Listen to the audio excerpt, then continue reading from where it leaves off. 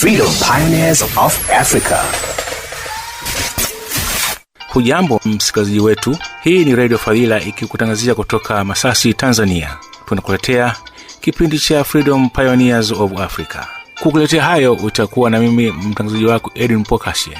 Matangazo yetu haya yatakujia kwa lugha mbili, ya Kiingereza na Kiswahili. Freedom Pioneers of Africa.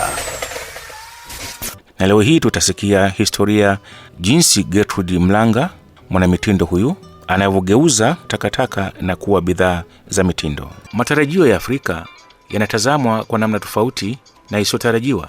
Afrika ya sasa imejaa mambo mbalimbali, ikiwa tajiri katika nyanja ya uchumi na mtazamo mpya wa maendeleo. Shirika la Frederick Newman Foundation for Freedom ni taasisi yenye mtazamo chanya ambayo inasaidia ubunifu na sera chanya barani Afrika na ulimwenguni.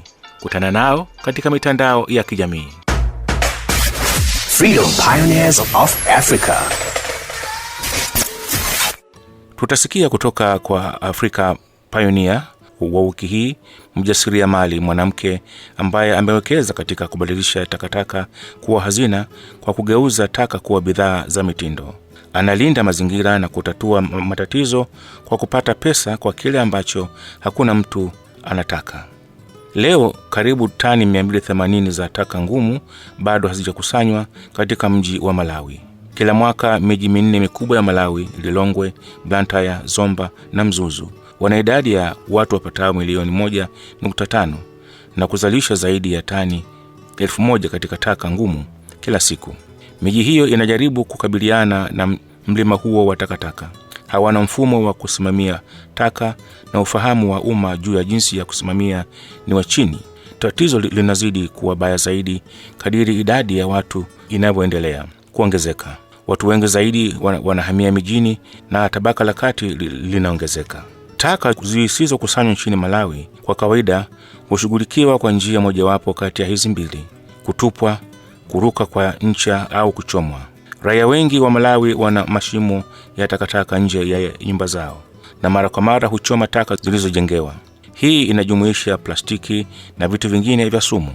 Hiyo basi hutoa gesi chafuzi na kusababisha viwango vya juu vya magonjwa ya kupumua. Taka ambazo hazijateketezwa zinatupwa katika maeneo ya kawaida, katika mito, mifumo na maji, ardhi ya mashamba au nje ya madirisha ya magari yanayosogea.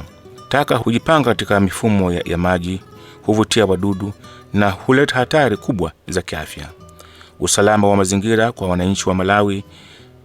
Taka ambazo hazijasimamiwa vizuri nchini Malawi zimesababisha milipuko kadhaa ya magonjwa na madhara ya mazingira, ikiwa ni kipindupindu na mafuriko. Hii inamaanisha kuna fursa ya kuvumbua na kuboresha masharti. Hata wewe mwananchi wa Masasi unaweza kutafakari haya. Freedom Pioneers of Africa. Unaweza kujishindia randi za Afrika Kusini takriban 100. Unaweza kushiriki mazungumzo haya kwa kupiga simu kwa namba 0622562231. Tuambie unafikiria nini. Unadhani mradi wa Gertrude ni njia ya mafanikio ya usimamizi wa taka? Kwa nini? I created Trashin because I noticed that there was a big waste problem in my country. And me being an artist, I was like, what if I can fuse the two, recycling and art, so that I can actually bring change to my community. My name is Gertrude Mlanga. I am from Lilongwe, Malawi, and I am a freedom pioneer of Africa.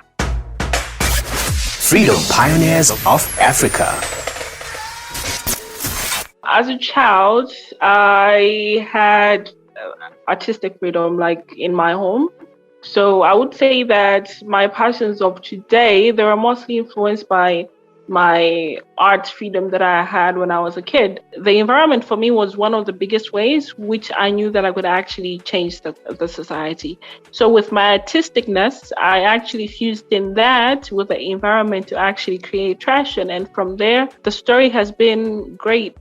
The worst problem in Malawi, it is bad. The environment is getting bad because even when you walk around town, you get to see the dustbins full and spilling over, and they can stay there for even 3 days or even more without anything else happening to it. So I was having coffee with a friend of mine. So on this day, what was actually happening was that there was a lawsuit happening in my country, in Malawi, against the ban of thin plastics. So what actually happened was because these corporates have money, so they managed to actually get an injunction from an injunction against the lawsuit. So it meant that the use of thin plastics was still happening.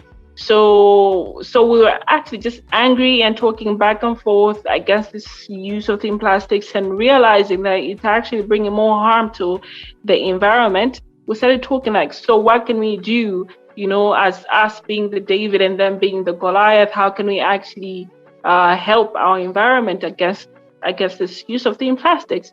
So we started talking, and then we started talking about recycling, because we realized that the least that we could do is just to recycle the plastic and bring it back into the community for the community to be using it for another purpose, instead of the thin plastic just to be littered around and destroying the community. So that's where the idea of recycling and infusing art and fashion came in, and that's how Trashon was born. We actually go in different markets around the city, collecting different kinds of trash from paper, plastic, glass. So after we've collected, we go into our workshop where we assort all the collected trash. We clean it. From cleaning, then we get to distribute it onto our different artists that are available.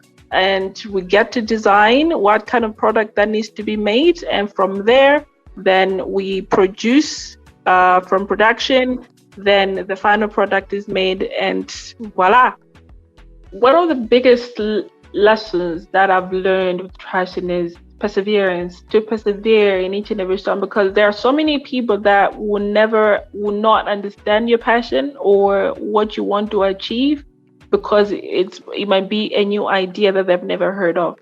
But to keep on persevering, to keep on being stubborn. Like they used to call me a stubborn person because I kept standing on my ideas. So for me, one of the biggest things was to keep on persevering, even if there's nobody else that is going to help, but always find ways on how you can push your passion and your goal. And I think for me, that has been the biggest thing that I've learned when I established Trashon. Our bigger goal as Trashon is we in 5 years, we want to create over 1,000 jobs here in Malawi. And how we think we can achieve that is by creating biodigesters in each and every community. Because we want to reduce the waste problem here in Malawi. And at the same time, having the digesters means that there is going to be a lot of employment that can be created from the digesters, and other problems also to be solved. Freedom Pioneers of Africa. Tulianzisha mashauriano yetu na Gertrude na kiunganishi chetu cha Global, Bianca Pretorius. Mkazi wetu anayeanzisha ni kocha huyu mwenye maarifa kuhusu mambo yote ya teknolojia, uwekaji tarakimu na uvumbuzi. Hebu tuone Bianca anaweza kufanya nini ili kuwaelezea Gertrude na Trashon kwenye mafanikio ya kimataifa. Freedom Pioneers of Africa.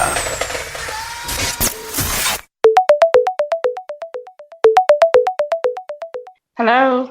Hi, this is Bianca Pretorius. I'm calling from Berlin, Germany.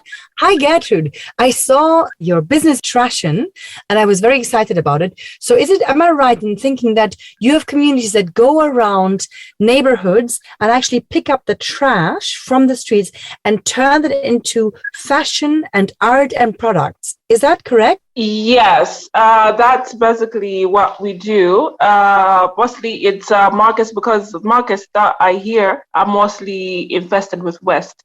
So what we do is we go clean. First of all, we clean the market. and then we collect the trash that we have cleaned up. And then from there, we transport them to our workshop and get them sorted out. And then we produce them into different products. So when I saw your idea, I thought, wow, this could really change the relationship that people have to waste as well as to fashion. And if people could look at the same waste and see, we could turn this into products, into fashion, then it can be an economic force. So can you tell us about the process? How are you turning these resources from the street into products and things that people can buy? With plastic, we either boil it or we can burn it with fire. For example, if we're making beads, that means we have to burn it so that we shrink it into 10 little pellets that or the mold that we want them to be in, and then we can create whatever piece that we want to create. Interesting. Let me challenge you here, because I thought the following. The market industry is so big, and at the moment it is changing, because globally, basically every industry has to face the fact that the industry is not sustainable. So there's a big pressure on, especially fashion, to become more sustainable.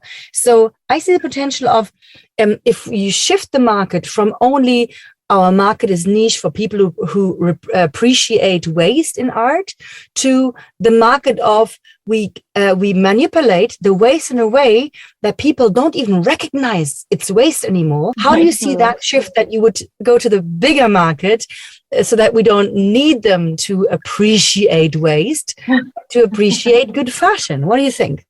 Well, it's actually a good idea. It's actually great.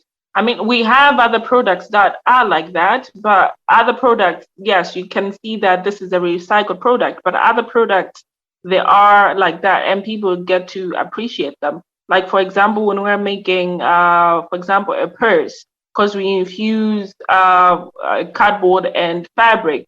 So the end product, a person cannot know that what the shape of it, the mold of that purse is actually made out of cardboard. So the end product is actually really, really beautiful, and they're like, "Oh wow, how? Let me buy this." But initially, it's just a recycled product. So I'm thinking how we can brainstorm maybe ways to expand trash as a market. Have you ever reached out to fashion influencers from other sustainable products? I know there's a few companies that, I don't know, for example, turn manure and waste from farmers into fashion. So have you partnered yet with different productions of creating fabric, textile, and turning waste into something so that we can expand your product offering? At the moment, no, but we have researched a couple. Here in Malawi, we don't have any person or any company or any fashion influencers that are actually doing that. So when people listen to this today and they know other companies that create products from trash, they should reach out to you. So basically the takeaways could be, for everybody listening, waste is a problem that all of us see all the time. And the one people that also are very interested to solve that problem is government and local authorities. So try to partner with those authorities who want the waste to be away anyway, and they might actually help you to build your business because you say you both work on the same solution for the problem. Another idea could be like, fashion and all those products is visual. So people want to see it, and this is where they create the crave for your products. So Instagram could be a perfect platform, because all the eco movement globally is already on Instagram anyway. And so you can find people who believe in your brand and ambassadors for your brand on this movement on Instagram and TikTok easily. From a model of how this could scale, think about the potential of trash and being, right now I go and I toss my waste somewhere in the street or in the waste bin. I go there anyway. So why don't we have little boxes everywhere that I put my plastic, instead of on the street, instead of just the normal general waste, into like the trash and treasure box. And then you have a much easier way to actually get it out. And I feel I already contributed to not wasting around my environment.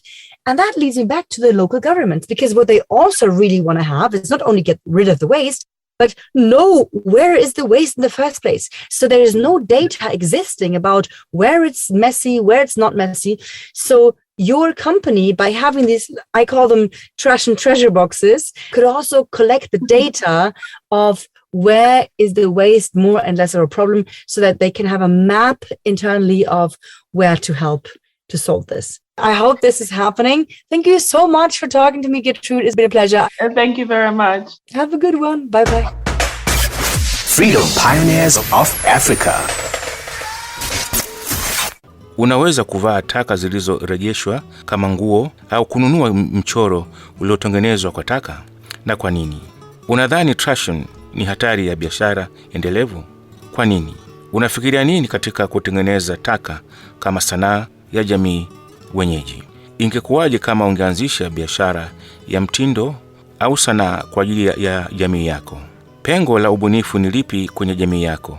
Unaweza kufikiria kitu ambacho jamii yako inahitaji, ambacho kinapaswa kuvumbuliwa ili kusaidia jamii yako. Basi kama tulivyosema, unaweza kujinyakulia kiasi cha randi 750 kwa kupeleka voice note kwa namba anza na +27 63 627 8997. Nitarudia, anza na +27 63 627 8997 ukielezea mada husika. Mpaka hapo ndio tumefika tamati ya kipindi hiki juma hili. Tukutane tena wiki ijayo. Ni mimi Edwin Mpokasye, nikutakie usikizi mwema. Freedom Pioneers of Africa.